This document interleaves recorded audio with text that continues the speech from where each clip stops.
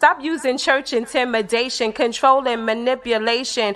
Jezebel and all them spirits fall back, not trying to hear it. Go with Jesus, walk in peace. On your pew can sit that beast that we're fighting in the world. I'm that JC Supergirl, Jesus Christ, belt of truth, arm of God, I'm slaying you. Power of the word, two-edged sword. MC Heaven rocks for her Lord. Thought they crept in unaware, didn't see the gatekeeper standing right there. Not getting down with your tactics, undoctrinal practice. Hey everybody, God bless you. Welcome again to the Crystal Jones Show. It's the show that's all about life's balance. I'm your talk show host, Crystal Jones. It's always good to see you. Please share if you're watching by way of BronxNet. Share, let people know that you're seeing me at this time. Also, if you're watching by way of YouTube or Facebook, share the video. Let me let you know my contact information. You could find me on YouTube and Facebook at the Crystal Jones TV show. All right. You type that in, you can find me. I upload all of my episodes to those two platforms, Facebook and YouTube. So you'll be able to, find out what's going on my show. Also, you can visit me at Instagram, The Crystal Jones Show, and you could write to me at thecrystaljonesshow@gmail.com. If you have any, questions or suggestions or things like that, you can find me there. All right. Well, it's been quite a week here in the United States. We've had the situation with the George Floyd trial. And I gotta say, in the beginning, I was wondering who was on trial. Was it George Floyd or Derek Chauvin? Because they were trying to, which they always try to do, is go back to, well, this person, he was on drugs at one time, or this person, he did this at one time or the other. But that doesn't give anybody the right to kill any person, unless it was something in self-defense. You're not given that right to just say, well, that person has been in jail before, so just let the police kill him. That's wrong. So at first, to me, it seemed like they were trying to put George Floyd on trial, but he's dead. Okay. And it should not be. I mean, this is a man who was pleading for his life, saying that he couldn't breathe. I mean, how hard is that to understand? That you shouldn't be having your knees on somebody's neck for like 10 minutes and they're screaming that they can't breathe. And you're just sitting there with your hands in your pockets with a smug look on your face. That's foolish. It's a bunch of foolery. So at first I was kind of saying, I don't know, it looks like they're trying to pivot this to the fact that George Floyd, of course, probably he's had problems with the law in the past, but that's got nothing to do with somebody killing him, especially somebody who's supposed to uphold and represent the law. Okay. That whole thing could have been de-escalated. It looks like he really didn't know what was going on. And I don't understand. This is my thing. I don't understand why when police authorities approach people, they don't feel that it's their right or it's their business to tell people, why are you pulling them over? Why are you coming to their house? Why am I seeing you with this badge in my face? They're just coming up with, just get over here, just get in the car, I'm gonna put you in the back seat. Hello, what? Who are you? I don't know you. I don't know what you're looking for. Like, that's just common sense. I don't understand why, when I'm seeing these videos. Now, I'm not saying that every police officer does that, because I've seen police officers that act very professional and they'll say, hey, this is going on, whatever. Have you seen this or have you seen that? And I'll talk to you like decent human beings. But these rogue cops that think that they're just gonna just roll up on people and come into their house and kick down the door without a warrant and all this kind of stuff. It's ridiculous. Or in George Floyd's case, stand on top of him with the knee on the neck. No, that's not how you police people. And again, I read you that article from the Times. I'm going to read you other things going forward, how the police, when they were originally became an entity, it was made up of people who were running down runaway slaves. So, that whole mentality has not, you know what I'm saying? That whole mentality has not seemed like it has not left them. That they think that they're supposed to just run up on us and stop us in the store. I've seen the people in the mall and all, the videos with the people in the mall that they just grabbed them and they were with their family. And then sometimes the people who they looking for were not black, they were white people. So how well are you getting mixed up? There was a black man at the mall. I think that they had mistook him for some white man that they were looking for. I mean, like, that's totally ridiculous. But it just shows you that some of them have that mentality that they just need the numbers. They just want to get somebody. And that's not good. So until that mindset changes, first of all, we're not your slaves. We never really were. So anytime you have to enslave people, that's wrong. And if you read your Bible properly, it's wrong in the Bible too. It's not that God was going along with that kind of stuff. So, but he addressed what was going on even in Bible times. So don't be fooled by that, by them telling you that even in the Bible, yeah, black people would. No, they're wrong. Read your Bible and get an understanding. With all thy getting, get understanding. They're lying to you. This is why we're in the situation we're in this country. There's all these lies, that they were, giving to us about being black. They never would tell you our history, that we came from kingdoms, that we built kingdoms. We built this, and we built this country. So, all of this bad treatment that they're giving us because they're pretending that they have a right to, not real. And even the lies that they've told us, they won't tell you that we are the original Hebrews in the Bible. Oh, they won't tell you that. Oh, no way could Jesus have been a black man. Oh, I've seen them have roundtable discussions about it. But these are people that don't know their Bibles, or they know their Bibles, but they want to whitewash history. And that's not acceptable. So, we have to continue to know our rights and not go for the foolery. So thankfully, this person was arrested, this Chauvin, and he was escorted to jail. That's where he belongs, because you don't go around just killing people because you feel like it, or because of the color of their skin. You're not God. You did not create these people. You have no right killing people and then saying that you're representing the law. What law are you representing?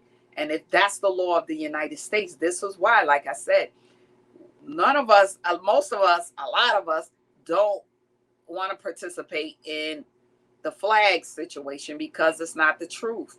This is not one nation under God, indivisible, with liberty and justice for all. That's a lie. So don't get mad at us when we bend the knee, when they do the flag thing. We ain't doing that. No, because it's a lie. So a lie is a lie. It's not the truth, and it doesn't represent us. So we're not going to go for that. Okay. So I'm glad that his George Floyd's family got justice, and we just got to keep moving on and not accept the nonsense that they continue to push toward us. Every time you turn around, they're putting us, the latest thing was they were trying to say we don't like the Asians. Get out of here. We ain't even studying, please. We ain't even we don't hate no Asian people. We don't hate Asian people. Get out of here. That's foolishness. Okay?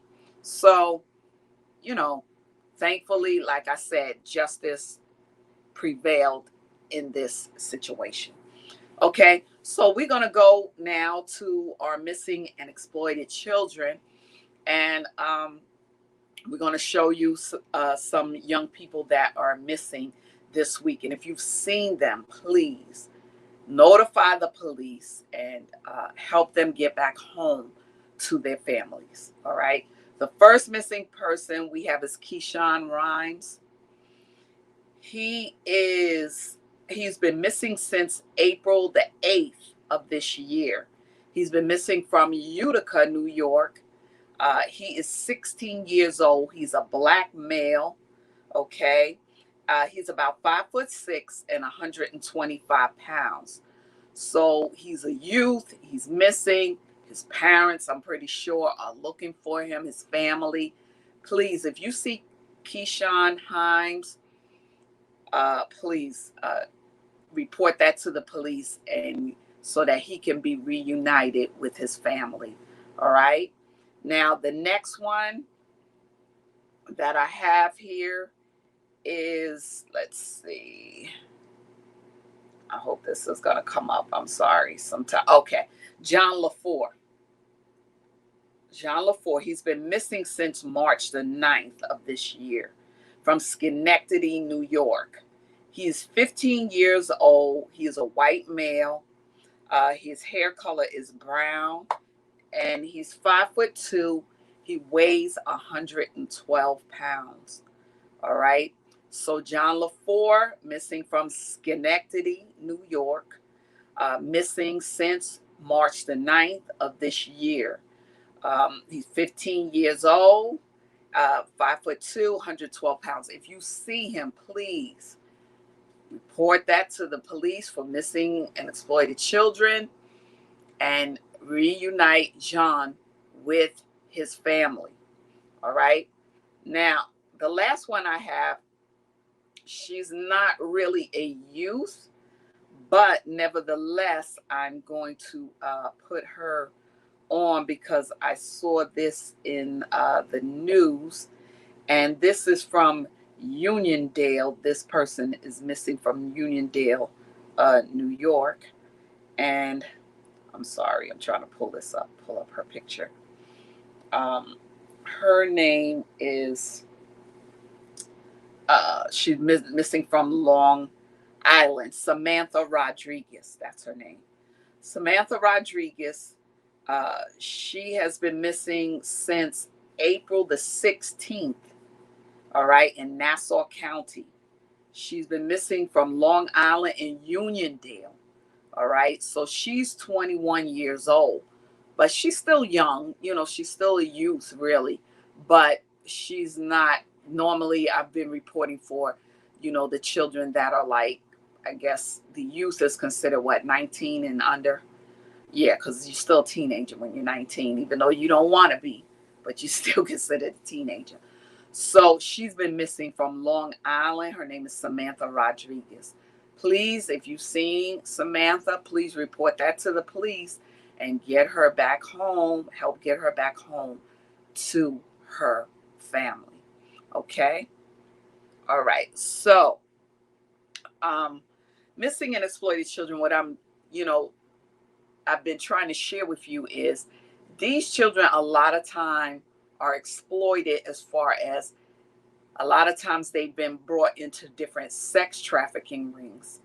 Knowingly or and unknowingly, they've been seduced into these sex rings. So that's a very, dangerous thing. We don't need our youth to be sex trafficked by anybody. All right. So we want our youth to be home with their families, going to school, doing the things that youth normally do. We don't, want to see them trafficked by anybody. All right. So this is why this is important, that we keep a lookout. If you see young people, even when you see young people and they're with somebody, and it doesn't look right, that person might be grabbing them by the hand, and they're with their head down like that, but they're looking up at you. Sometimes they're looking for you to signal to you, I need help. I'm not with this person. you know, this person is kidnapping me or whatever. Because sometimes these sex trafficking rings, what they do is sometimes they are having kids come in from other countries, and they're just rotating them through these different sex rings and making money off of them. So let's put a stop to that as best that we can on our side. Let's stop this human trafficking. That makes no sense. You trafficking anybody. Nobody should be sex trafficked. Okay. But especially children. You're sex trafficking children. And the sickos that are, being a part of this craziness. All right. So this is something that is very important that we have to, be a part of to help, get this thing under control as far as these poor children that, need our help. All right. So the next thing that I'm going to go to is the spotlight on our youth. I have an 11-year-old today that the spotlight on our youth is about. I'm sorry, my computer's working a little bit on the slow side today. Okay. 11-year-old Texas boy invents a device to prevent hot car deaths. Okay. So this young man, his name is Bishop Curry. Spotlight on our youth, Bishop Curry. All right. He is an 11-year-old boy. He lives in Texas. And after seeing a local news report about a baby boy who died in a hot car, you hearing about these people, and I'm not trying to pass judgment, but wow, you must really be tired or something when you forget your kids in the car. Or sometimes people don't forget their kids in the car. They, think that they're going to just run inside of a store real quick, and they leave the baby in the car because they don't feel like, taking the baby out, putting the baby in a stroller and all of that. But no, don't leave your baby nowhere. Somebody could kidnap that baby. No. Don't leave your kids anywhere. Take them with you. Okay? So this young boy, he got tired of hearing about babies that died in these hard cars. So he resolved to make sure that this doesn't happen again. So what he did was, because he's curious about, making things better, after he saw an upsetting local news report about a 6-month-old who died when that 6-month-old was left in a hot car, Bishop Curry resolved to make sure something like this never happened again. All right. So what he did, he drew up a mock-up of a device that would sense if a child is left alone in a car. The device attached to a headrest or car seat would then alert parents' phones and the police, all while blowing cold air until help arrives. He calls the device Oasis. It's like texting, Bishop says, but without emojis. All right. His dad, who is an engineer at Toyota, also named Bishop Curry. Also, his name is also Bishop Curry, was immediately sold on the idea. He thought about, his father said, why isn't this being done in stores now?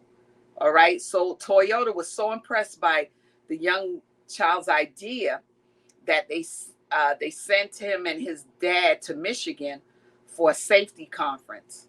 All right. So this young boy made a device that, will alert parents as far as, these children when they're in the, their little safety seats and stuff like that.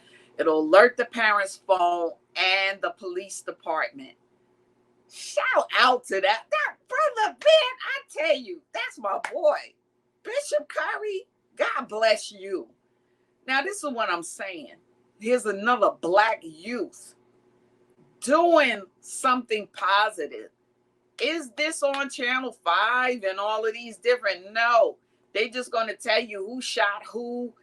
They was black, and, and all that kind of stuff. But this young black man at 11, he know what to do.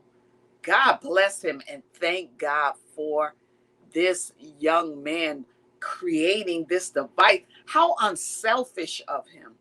He got tired of hearing about these kids dying. And at 11 years old, he's like, I'm sick and tired of this mess. And that's something at 11. So you can do right if you want to. I don't care from the time you spit out the womb.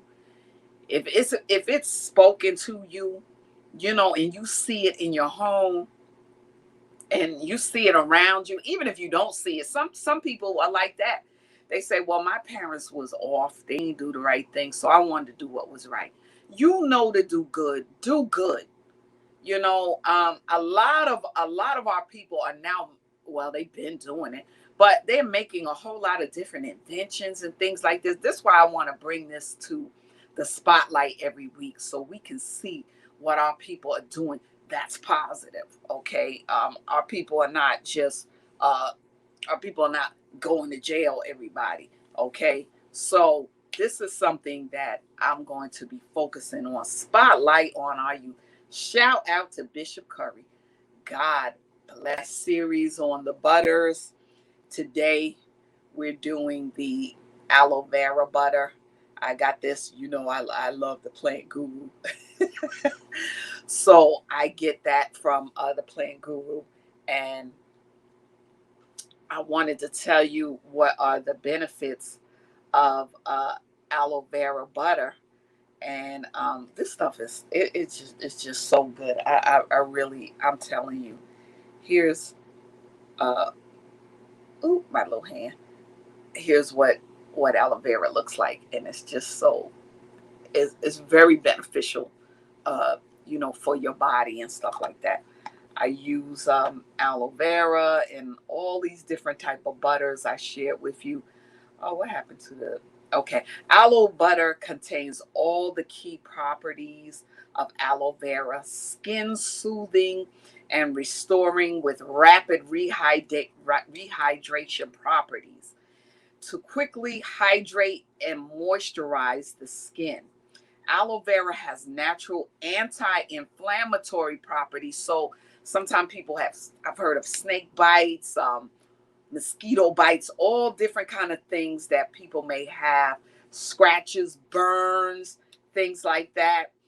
It helps with the inflammatory. It'll help, when your skin gets inflamed from different things like that, burns and all that kind of stuff.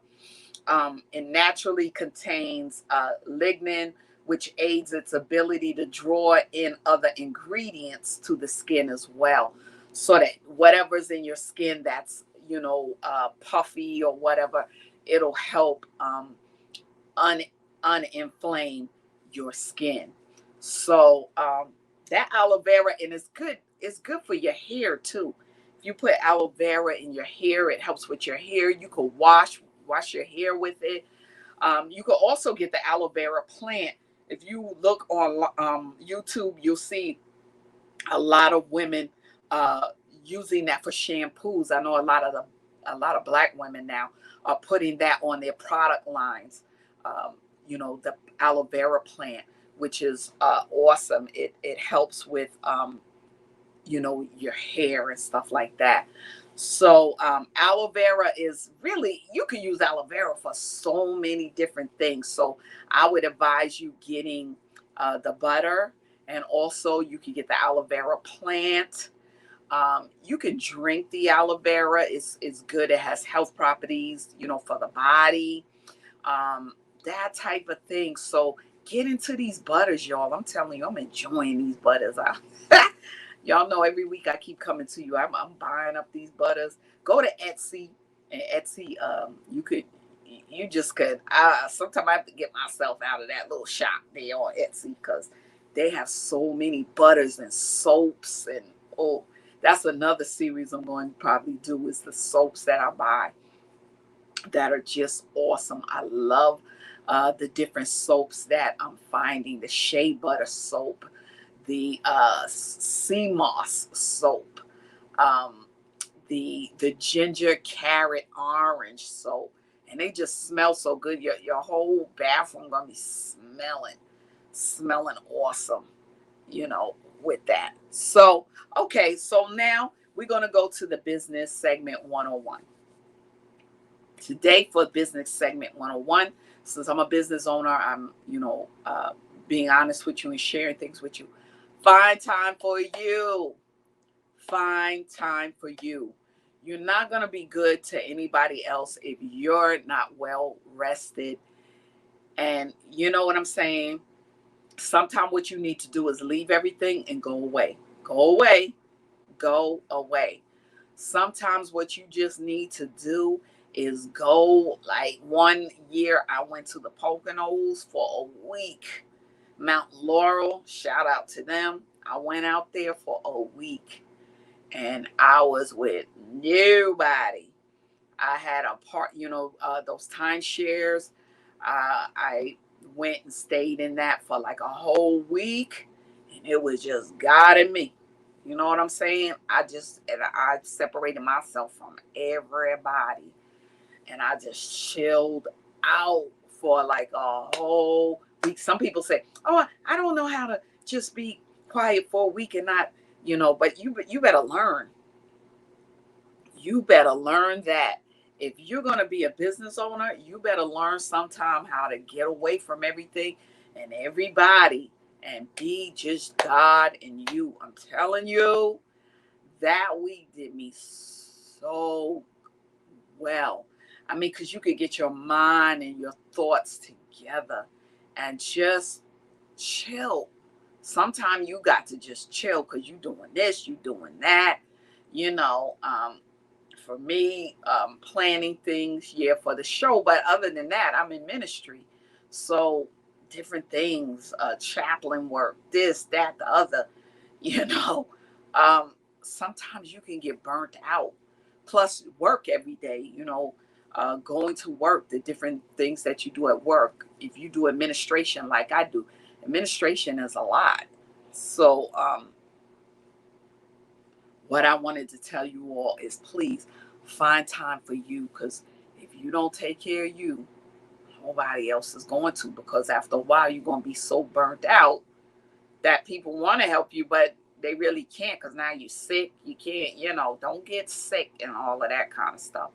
Take time for you. Go away. When you go away, believe me, your thought process and everything will be fresher and you'll be ready to handle what's ahead. Okay, so now lately I've been doing the teaching on the Levitical priesthood, the Wilderness Tabernacle. Okay, so we're going to go back again today to the recap on the Wilderness Tabernacle, or they call it the Moses Tabernacle or the Wilderness Tabernacle.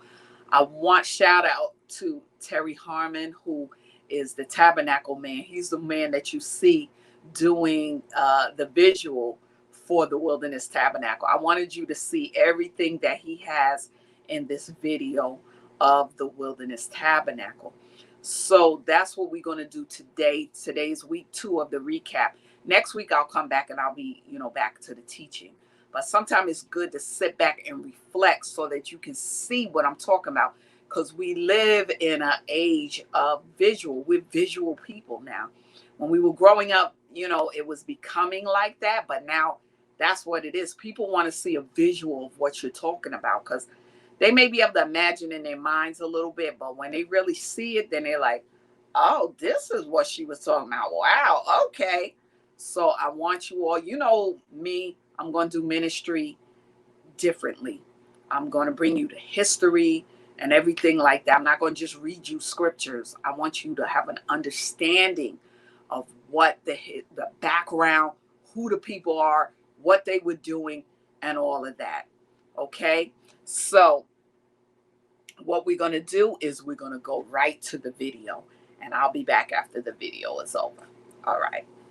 For years, Dr. Harmon has been asked if his pictures of the high priest's garments and the tabernacle were available for the general public.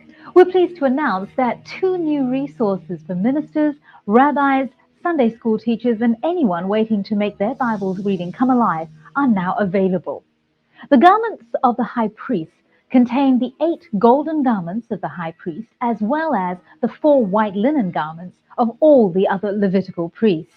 The pattern of the tabernacle contains more than enough slides for the teacher who wants to deliver several stunning lessons on every part of the tabernacle of Moses, including the altar of burnt sacrifice, the laver, the menorah, the table of showbread, the golden altar of incense, and the Ark of the Covenant. These 2 resources will capture the attention of your congregation, young and old alike. We just left the outer court where the altar of burnt sacrifice and the copper basin for washing were located. Out there, we prepared ourselves to draw closer to God by presenting our korban, our offerings. So we were prepared for the way of God. Now we're inside the holy place where we're going to learn the truth of God. Remember, the holy place is just the first compartment in the tabernacle proper. Behind me is the Holy of Holies. The holy place, the dimensions are 15 foot wide, 15 foot tall, and from this veil to the veil where the 5 golden pillars are would have been 30 feet. Remember, in the Bible, this is usually spoken of as cubits, and a cubit is from the tip of the elbow to the tip of the finger, about 18 inches. So inside the holy place, we're going to learn the truths of God. And thou shalt make a table of acacia wood. 2 cubits shall be the length thereof, and a cubit the breadth thereof, and a cubit and a half the height thereof. And thou shalt overlay it with pure gold, and make thereto a crown of gold round about. And thou shalt make unto it a border of a handbreadth round about. And thou shalt make a golden crown to the border thereof round about. And thou shalt make for it 4 rings of gold, and put the rings in the 4 corners that are the 4 feet thereof. Close by the border shall the rings be, for places of the staves to bear the table. And thou shalt make the staves of acacia wood, and overlay them with gold, that the table may be borne with them.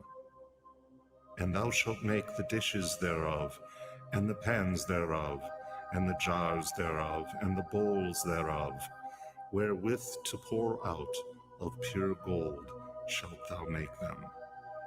And thou shalt set upon the table showbread before me alway. Exodus chapter 25, verses 23 through 30.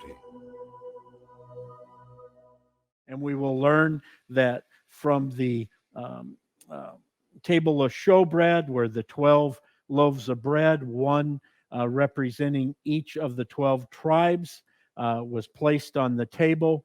There was 2 containers with frankincense on top, and this frankincense during the morning prayers would have been burned on the golden altar of incense. And remember, the hot coals that fueled the incense waffling up in the tabernacle, those hot coals came from the altar of burnt sacrifice and no other place, no strange fire, so to speak. So with the table of showbread that was exchanged every Shabbat, every Sabbath, a new 12 was put in, and it represented how God sustained the people from the earth, from the ground, from the seed and the rain and the harvesting. So the truth that we learn from the table of showbread is that God sustains us. To my right is the menorah. Now, the menorah was the only source of light within the tabernacle. And thou shalt make a menorah of pure gold. Of beaten work shall the menorah be made, even its base and its shaft, its cups, its knops, and its flowers shall be of one piece with it. And there shall be 6 branches going out of the sides thereof, 3 branches of the menorah out of the one side thereof, and 3 branches of the menorah out of the other side thereof. 3 cups made like almond blossoms in one branch, a knot and a flower, and 3 cups made like almond blossoms in the other branch, a knot and a flower. So for the 6 branches going out of the menorah. And in the menorah 4 cups made like almond blossoms, the knops thereof, and the flowers thereof. And a knop under 2 branches of one piece with it, and a knop under 2 branches of one piece with it, and a knop under 2 branches of one piece with it, for the 6 branches going out of the menorah. Their knops and their branches shall be of one piece with it, the whole of it one beaten work of pure gold. And thou shalt make the lamps thereof 7, and they shall light the lamps thereof, to give light over against it. And the tongs thereof, and the snuff dishes thereof, shall be of pure gold. Of a talent of pure gold shall it be made, with all these vessels. And see that thou made them after their pattern, which is being shown thee in the mount. Exodus chapter 25, verses 31 through 40.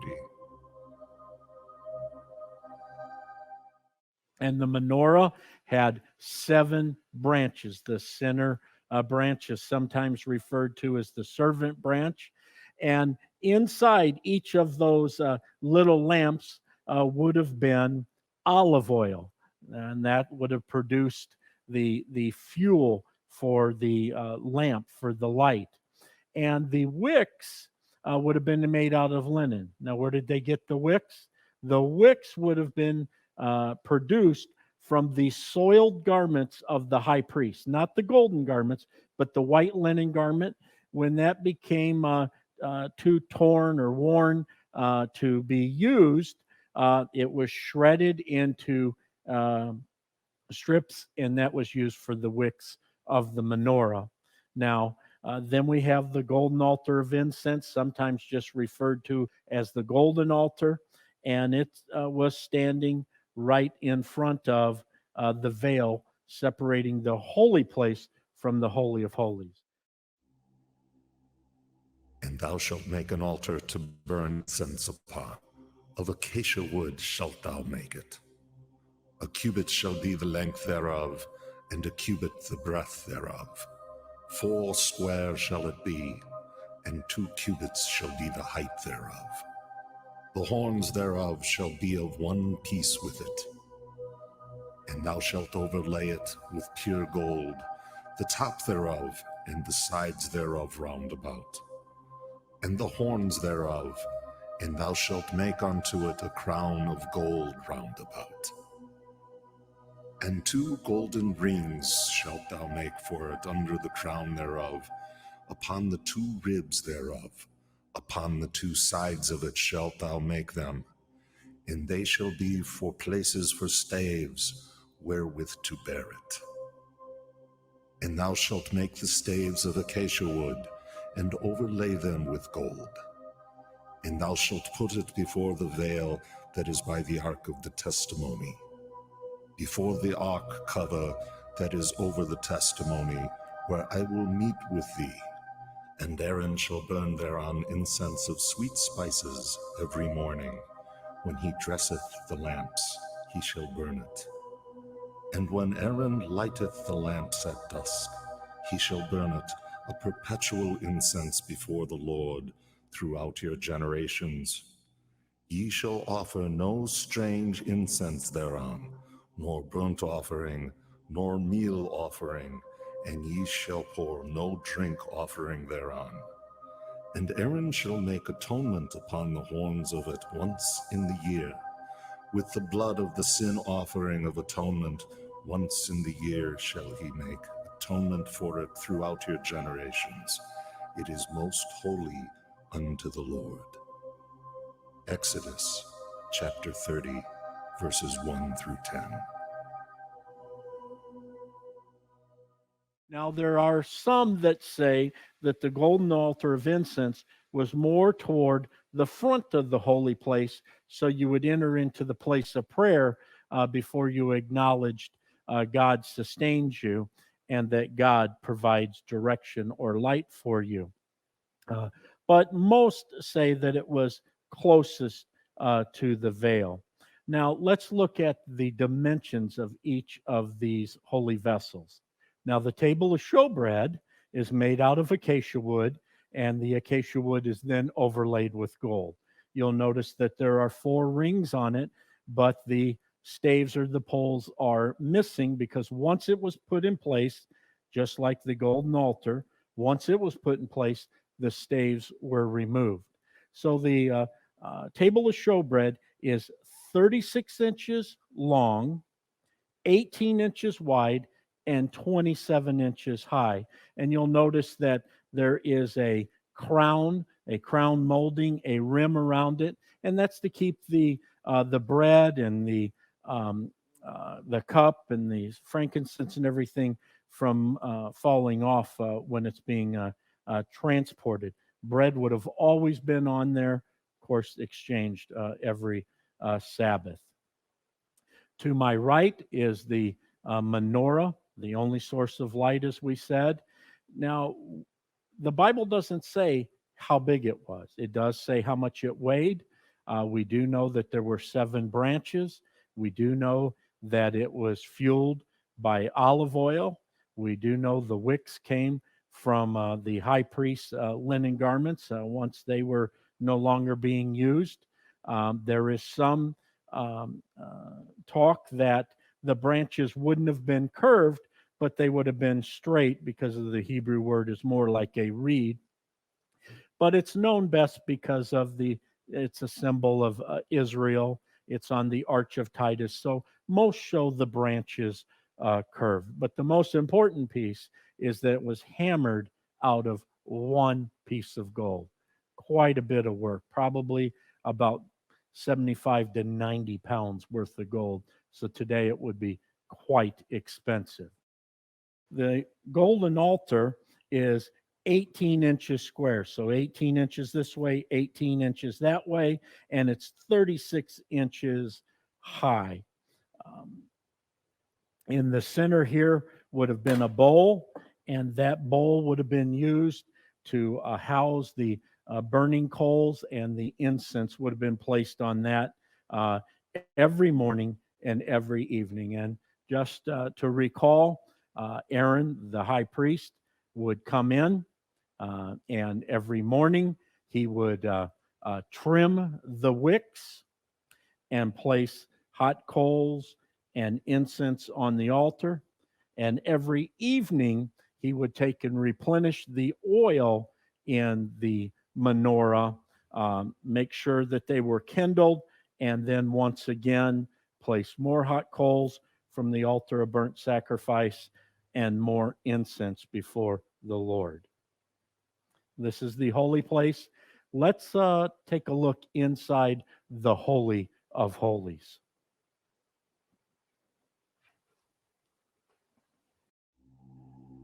And Bezalel made the ark of acacia wood.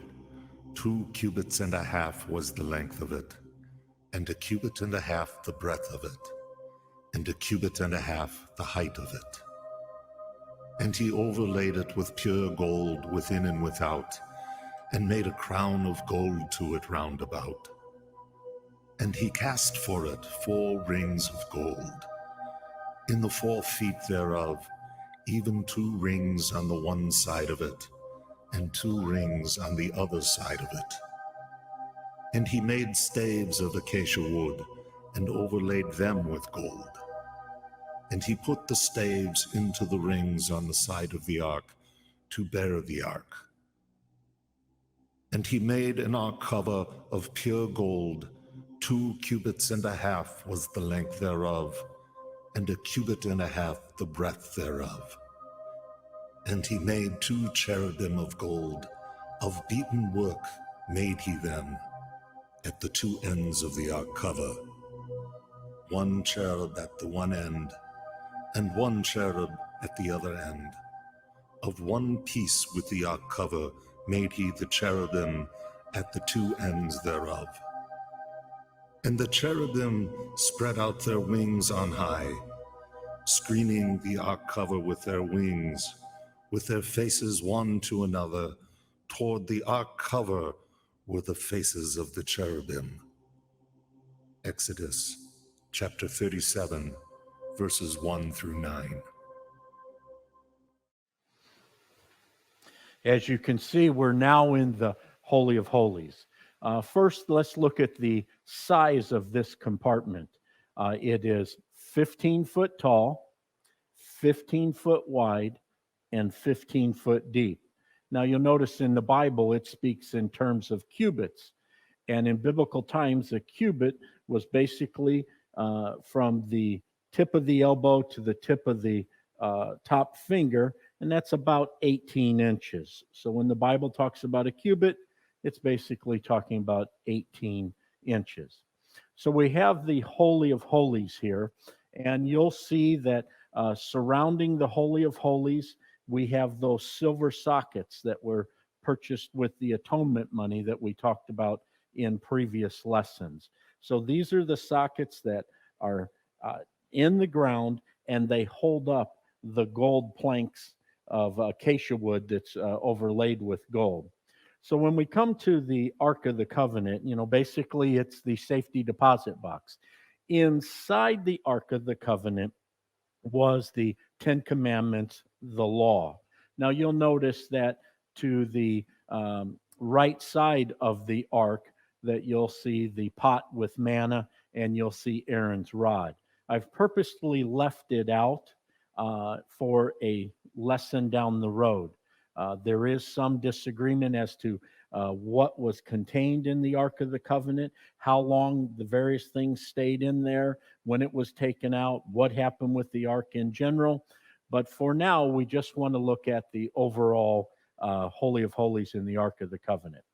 So as far as dimensions, in the Bible, it'll give it in cubits, but I'm going to give it to you in inches. First of all, this is the front of the ark. This is not the side. Often you will see pictures of the Ark of the Covenant, and it'll have the poles going this way. That's incorrect when you look at the Hebrew. The side of the ark is this side and that side. This is the front, this is the rear. So that's why the poles are going this way toward you. So the ark is 45 inches wide, 27 inches deep, and 27 inches high. Now, many believe that the cherubs, the 2 cherubs on top of the mercy seat, were about 28 inches high. In some commentaries, it'll talk about hand breadths and different things as a measurement. We're not sure exactly what these cherubs look like. There's a lot of speculation, a lot of different theories and understandings. When we focus on the Ark of the Covenant and that lesson in particular, we'll go into much more detail.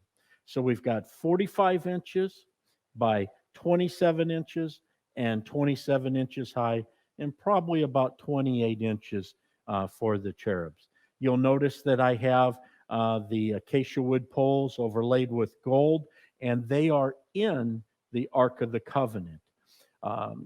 Scripture is specific in that the poles were never taken out of the Ark of the Covenant, out of the golden altar of incense, out of the table of showbread, out of the altar of burnt sacrifice. Those staves or poles were removed once the article was in place. But the Ark of the Covenant, the poles remained. Once again, when we get to the detailed lesson, we'll speak about that. So I want to talk about just a few things to help you understand this overall view of the tabernacle. Actually, the Ark of the Covenant could be considered two holy vessels or two pieces of furniture.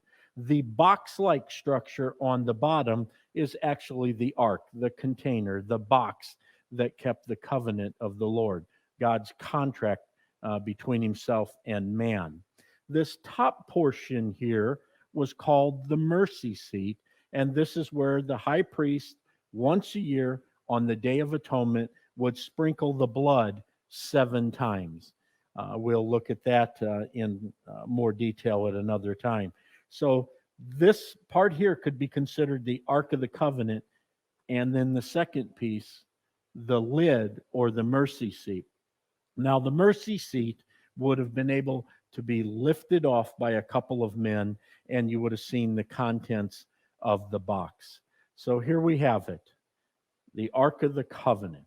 Now, you'll notice that this one looks different than the one that you're most familiar with. Most are familiar with the Ark from the Indiana Jones movie of the 80s, and you can see a picture of that, that replica on your screen right now. That ark really isn't to biblical dimensions, but it's the one that's most familiar with people. So just keep in mind that the Ark of the Covenant was the only piece of furniture, the only holy vessel inside the Holy of Holies. It was made of acacia wood, just like some of the other furniture, and it was overlaid with gold. The poles were acacia wood overlaid with gold. Thank you so much for sharing this time with us. Truth of the We finally have a whole visual view of the Ark of the Covenant and the priestly garments, okay, for the Levitical priesthood. So I wanted to definitely give you that visual because for so many weeks, we were going over this and everything. All right. So when we come back next week, we're going to, do other things as far as, this teaching is concerned. We're going to, move on with this and wrap it up so that we can move on to other topics. But this one is a deep topic because I just brought it to you out of the book of Exodus, but it's also in one of the other books of the Bible that has other details as well. Okay, I could go on with this teaching for probably a year or more, because there were so many different parts of the Levitical priesthood, the things that they did. I won't be able to cover it all in this one teaching. So maybe what I'll do is maybe again next year, I'll go into the Levitical priesthood and approach it from another way, because I always do. Every time I go into the teaching, I always approach it from another aspect of what the Levites did. So I'm hoping that you are enjoying this. This is helping you in your Bible studies, and you're going into your Bible and studying the books of Exodus so that you can understand what was going on at that time when we left Egypt, what happened in the wilderness, and all of that, type of thing. That's a whole teaching in itself. So many different things happen. I won't be able to just cover everything. Just so many events went on, during that time, the wilderness.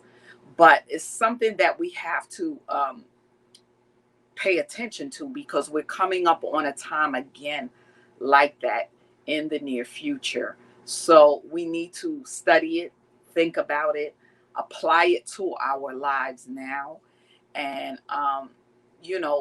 be grateful for where we are, that God has brought us this far.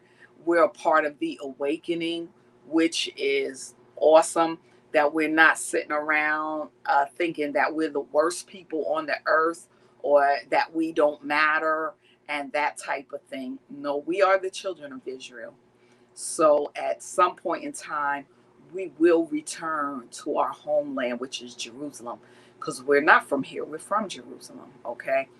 And so we're really strangers just kind of passing through here.